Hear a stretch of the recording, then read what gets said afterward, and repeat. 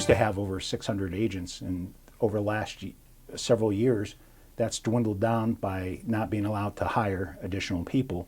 And then suddenly we have a major cut that's going to basically cut us in half from under 400 to approximately 200 or less.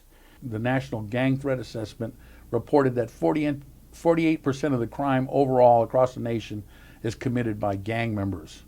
So, why would we cut our gang and drug people at a time when terrorism, drug cartels, human trafficking are operating within our borders and corrupting our system, unless that's what you want? You know, and that's the frightening thing. As part of our lawsuit, we did mention that we believed that the governor's decision was predicated upon the fact that we seemed to be in favor with him prior to the election for governor, and then CSLA endorsed Meg Whitman. Is Governor Brown so vindictive that he's cutting the law enforcement capability of the California Department of Justice merely to avenge their support for his opponent? In some ways, that's probably the least scary answer. That's something that's kind of explainable, but the other thing is, I mean, why would you help criminals by making sure they don't have to look over their shoulder?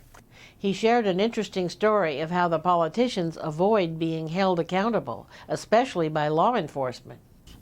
You know, I did a wiretap case one time, a state wiretap.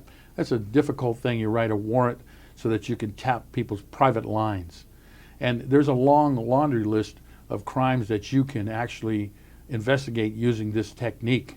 I noted that there was one that was not allowed. You know what that was? Public corruption. You could not write a wiretap based on a public corruption crime. Now, why would the Legislature of California make sure that that was not part of the law, that you couldn't wiretap a member of the legislature who was dirty, doing some corrupt act? That could only be guilt. That's what I call guilty knowledge. They know that they're doing wrong. They don't want anybody to know it. Well, what should we do about it? We can't just keep fleeing states that fall to the corruption. How do we take a stand? How can we stop this encroaching tide? I say throw them all out. Let's start over. Throw them all out. And perhaps we'll have a better chance. And, you know, if we have unknowns running, maybe that's a good thing.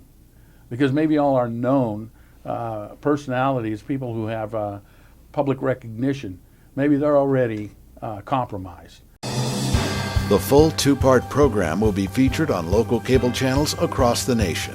If you'd like to see the entire program, you can watch it on this streaming page, or you can order the full DVD here on the website. Full Disclosure will continue to bring you the news behind the news.